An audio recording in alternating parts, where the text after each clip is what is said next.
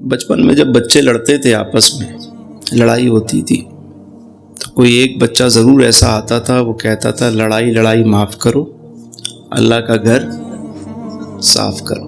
مجھے یہ سمجھ نہیں آتا تھا شاہد بھائی کہ اللہ کا گھر صاف کرو۔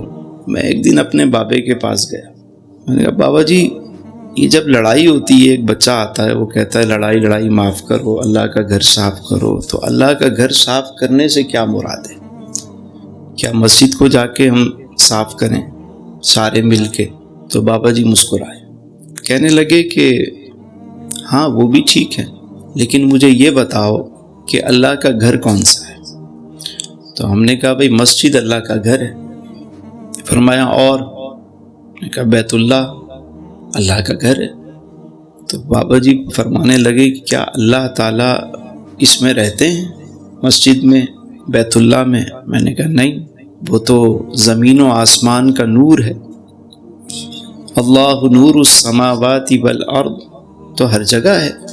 فرمایا اچھا، مگر اگر اللہ کو ڈھونڈنا چاہو تو وہ کہاں ملے گا؟ اب یہ ایک سوال تھا ہمارے لیے، نیا تھا کہ اللہ کو ڈھونڈیں تو وہ کہاں ملے گا؟ تو بابا جی فرمانے لگے کہ اسے ڈھونڈو گے تو وہ تمہیں اپنے اندر ہی ملے گا، وہ تو تمہاری شہرک سے قریب ہے۔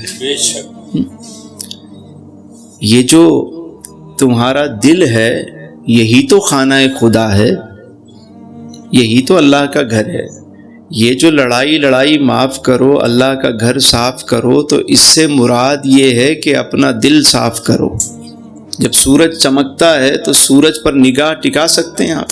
کوئی بندہ یوں ٹکٹکی باندھ کے سورج کو دیکھ سکتا ہے جب وہ پوری اپنے آب و تاب سے چمک رہا ہو؟